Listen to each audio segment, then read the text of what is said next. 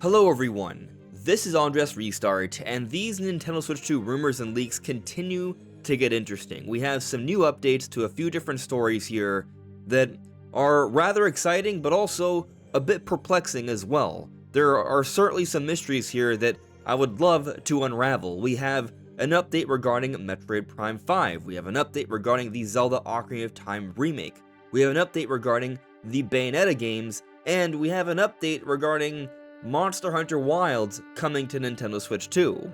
So we're getting to all of that today. You ever get home late at the end of a long day, and you just find yourself not with that much energy, so you don't want to cook a whole meal, but also at the same time, you don't want to go ahead and order some expensive, unhealthy food. Or maybe, if you get back after an intense workout, preparing your next meal immediately after is also not on the cards. Well, if any of these situations ever apply to you like they do to me, you might be very happy to have Huel, who are sponsoring today's video. Huel provides nutritionally complete meals in a variety of forms. Leading nutritionists have put all these meals together, and they give you everything you need in packages that are quick to put together and to also take on the go when you have a busy day ahead of you. With Huel, you'll get these big bags of nutritionally complete food, where you get the container, pour in some water, throw in 1 to 2 scoops, mix it together, and there you go. There's a variety of flavors. My personal favorites are salt caramel and banana. Sometimes I even throw some ice in there to make it into a more of a refreshing smoothie, but this is not just a smoothie, this is not just a protein drink, this is a full meal. It has all the ingredients and nutrition you're going to need. And so it's been great to have after my workouts, it's been great to have after a long day, and I don't have the energy to cook an entire meal. It's been great. And Huel actually also offers a variety of other options. They have some really nice energy drinks, hot meals that you can prepare, highly nutritious bars that also taste delicious. There's so many options here, so I strongly recommend you check out Huel. Use a QR code, use a discount code, links will be in the description below. Huel has so much to offer, and it really is a great way to get in a lot of healthy food easily and affordably. Okay, let's start off by talking about this big update regarding Monster Hunter Wilds. So, Monster Hunter Wilds, we've been talking about coming to Nintendo Switch 2 for a long while. It has not been announced to come to Nintendo Switch 2 yet, however, we have seen that Capcom is supporting Nintendo Switch 2 in a very big, surprising way. We know we're getting Resident Evil 9 Requiem, we're also getting Pragmata, and both games appear to be fairly ambitious titles, fairly ambitious AAA titles. Resident Evil 9 is running at 60 FPS on Switch 2, so we're seeing some pretty impressive things from Capcom, and these titles are coming out day and date, the same time as other platforms. Something we can't say the same for regarding other big third-party ports coming to Switch 2. So with what we already know, in 2026, Capcom is already supporting Switch 2 in a big way with these titles. But there were a variety of rumors before Switch 2 came out that Monster Hunter Wilds was in the works for Nintendo Switch 2. We haven't seen that announced yet. However, we just got a very interesting update regarding this. There has been a data mine, and in this data mine, as you can see right here, NSW2 Upgraded Edition is being mentioned for Monster Hunter Wilds. Here it is, Switch 2. Like, there is some talk within the data mine for Monster Hunter Wilds that the game could be coming to Nintendo Switch 2.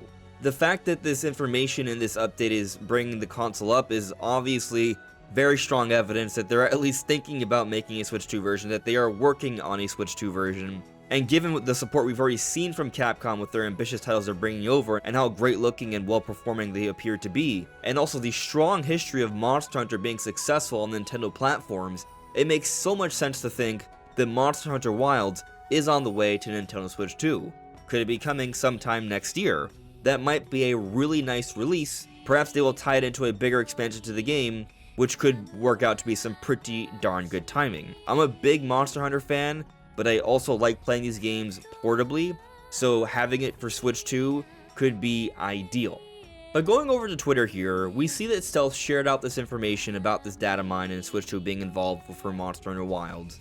And we see that friend of the channel Attack the Backlog in this thread actually shared out a clip from his recent podcast where Nash Riedel, who was guesting on his show, Nash Riedel being a prominent leaker who has gotten a lot of things right about Switch 2 all throughout this year, appears to have gotten something else right. He talked about Monster Hunter Wilds being on the way to Nintendo Switch 2. This is just one of many more things he appears to have gotten right. Which brings me to this podcast between Attack the Backlog and Nash Riedel, where they talk about just the year of 2025 and their predictions, but Nash Riedel does say a few interesting things throughout the show that are updates on different things that we have heard about regarding some big rumored projects for Switch 2. So I strongly recommend you check out the show. If you don't know Spanish, Attack the Backlog actually put in English subtitles throughout the entire show, so you can check it out, watch it, enjoy it. It's a great discussion. But there are several things that were mentioned throughout this discussion that I find highly interesting regarding some different projects we have heard about. One of those being Metroid Prime 5. So, we've already talked about how Nash Riedel has said that Metroid Prime 4 and Metroid Prime 5 were at least to some extent developed in parallel. That is information that he has reported. And he talked about this well before the game having come out, but now that we've played through Metroid Prime 4 and we've seen all it has to offer, the way the game ends and the way the game has set things up for the future with so many different Lemorn, the 12 other Lemorn leaving elsewhere, and Silex still being in the mix here, and his ability to travel through space and time, and just how the end felt very much like a cliffhanger, it definitely does seem like they made this game with the intent for there to be an immediate sequel, which supports his information that Metroid Prime 5 would be coming fairly soon. And we've also recently gotten an interview with Famitsu where we learned about a lot of the development of Metroid Prime 4, and how throughout the development they were building up the infrastructure at Retro Studios so they can better handle a proper Metroid Prime game in this modern era, but also how a lot of concepts and ideas carried over from the initial project that had to be restarted when Retro Studios came into the fold. It's talked about how Retro Studios had to work on some of these ideas and adapt them. In other words, Metroid Prime 4 was not just the sole vision of Tanabe and Retro Studios, but also the prior team that was involved beforehand. So the common conclusion from reading this Famitsu interview is that Retro Studios still has a lot of ideas that they'd like to put together for their own version of a Metroid Prime game, a modern one, and that the work on Metroid Prime 4 was a largely collaborative effort that almost seems like a big learning process that they're going to take feedback on and improve upon for the next entry. And so we go back to what we've heard from Nash Riedel. He has talked about both games being developed in parallel, and he has elaborated since that the idea is that Retro Studios had so many different ideas that Nintendo decided that they would go forward with the ideas with Metroid Prime 4, but also use a lot of those ideas for a Metroid Prime 5. But Nash Riedel also said that they are targeting a 2027 release, which seems unlikely just based off how long Metroid Prime 4 took and just how long games tend to take in general these days. And he has since shared some skepticism that they would hit that target, but during this podcast, he does say that in theory, they are still aiming for Metroid Prime 5 to come out in 2027 from what he has last heard. Now, in theory means that's what they're trying to do, but that doesn't mean that's actually what is going to happen. However, we account for the fact from what we've learned of the Famitsu interview that they spent a lot of time establishing the infrastructure and getting the talent together to make Metroid Prime 4. Perhaps now that's all together, they can have a far more streamlined process in making Metroid Prime 5, and if they have been developing these games somewhat in parallel, where they start the beginnings of Metroid Prime 5 as they wrap up Metroid Prime 4, perhaps getting this game out 2 to 3 years from now is not actually that much of a stretch. Personally, I feel like 2027 is highly optimistic, but maybe that is the target internally, but realistically, they're not going to hit that target, they're just going to attempt it, and what will actually happen is the game comes out maybe 2028, which would still actually be pretty soon afterwards, which still might be a little bit hard to believe. We'll see what actually happens here. But I do think it would be very good to follow up fairly soon after Metroid Prime 4, especially how the game ends. Not just to continue the story, but to also keep the Metroid Prime series relevant, so they can continue to build momentum and expand on the overall audience of the series. Now, if you've gone this far into the video, I'd simply like to point out that I have this goal to reach 60,000 subscribers. Your support would make a huge difference. Moving past the Metroid Prime 5 stuff though, it's also mentioned how before we would be getting an Astral Chain or a Bayonetta 4, we should be getting Bayonetta 1 through 3 enhanced for Switch 2. Now this has been mentioned before, but specifically all 3 Bayonetta games are talked about here, and these would be coming before we'd see the next new game. So it almost seems like the implication is we could be seeing these releases perhaps in the year of 2026. But it's also talked about how Nintendo wants to bet big on the IP they have with Platinum Games. Astral Chain, there is talk of Astral Chain continuing. So we go back to Astral Chain, it also was a bit of a cliffhanger. There is a belief they want to make a sequel. What Nash Rito is saying here does seem to support that, but also that they still want to continue the Bayonetta series. But it's also talked about how Nintendo actually really liked the overall concept and design of Bayonetta Origins. So it's suggested that that side series will also continue in some way. Platinum Games has made some fantastic exclusives for Nintendo Switch. I fully expect them to continue with Nintendo Switch 2. But hopefully we get these Bayonetta updates on Switch 2 in 2026, because I haven't actually played through Bayonetta 3 yet, and I would love to play through it in the best way possible on my Switch 2. Fingers crossed.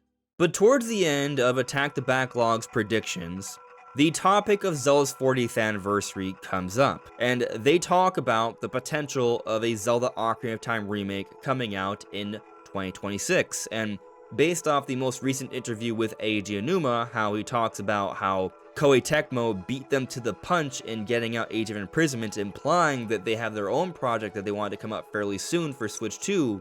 Recently I've been thinking we might just be getting this Zelda remake for Zelda's 40th anniversary. However, Nash Rito suggests otherwise. He suggests that from what he has heard, it's basically impossible the game would be ready for 2026, and he even says that 2027 might be cutting it really close, that even then they might not make it out for next year. But he also acknowledges the recent comments from Eiji Aonuma and these different Zelda developer interviews we've gotten recently, and he is led to think that something else may be in the works. As we've talked about before, they also go into conversations about what Monolith Soft is working on, and the possibility that maybe they're doing something special here, because we do have this recent Monolith Soft interview where the Zelda team has continued to gain more and more trust with Monolith Soft as they've been continuing to work with the Zelda team over the last few generations.